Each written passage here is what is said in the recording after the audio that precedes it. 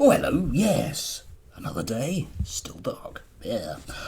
Yes. Up early this morning, I was doing a deep dive into Kathleen Stock. The news overnight that she's going to a new university in America. You see, I was really wrong. She didn't go to a right-wing think tank at all. No, she's going to a new university, University of Austin. And if you're wondering where that is, it's nowhere. It sounds like it's in Austin, Texas, and the plan is that it will be in Austin, Texas, but they haven't got any land for it or students. But they do have some people, and I'll post links down below to them. Some of them have been involved in higher education. Yeah, cool. Not many of them, but some of them. Anyway, so yeah, I was really wrong because I said that she was going to sort of join a right-wing think tank in this country, and she hasn't. She's joined a non-existent university, presumably to continue her academic career. Not quite sure how that works in the good old US of A. And I'm just going to quote from a piece from the New Republic. Yes, I know it's pro-Democrat, but hey, it's an actual newspaper. Anyway, and the headline is, "Do we really need an anti-woke university?" The new University of Austin seeks to be higher education's premier institution for monetising moral panics. Do like the words moral panics. You can apply it to so many things. Anyway, this is what they had to say about it, and I'll give my own thoughts on some of the individuals. Ultimately, this is the obvious problem with the University of Austin. For all the big talk about censorship and free inquiry, the entire project is thin soup, intellectually speaking.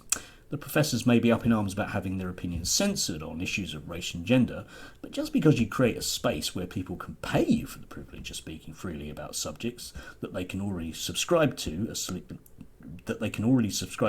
Substacks, doesn't make it a college.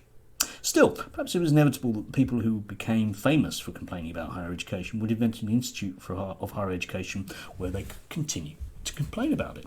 Yeah, indeed. One has to ask exactly what she's going to do there.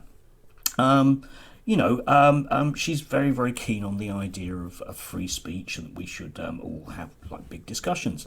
It does sound, though, rather like one of those kind of classic American libertarian universities whereby the children of the wealthy will go to be informed on a fairly narrow range of things. And if you look at the people involved with this, okay, just look at the people involved with this.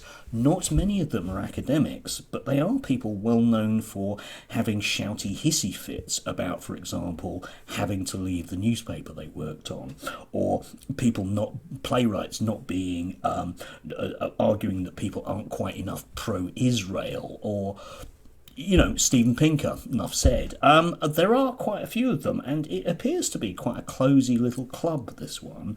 Anyway, you can make up your own minds about what exactly is going on there. I'm willing to imagine that the word money comes in, and the beauty of this, of course, for Kathleen Stock, is that she can continue to be a victim.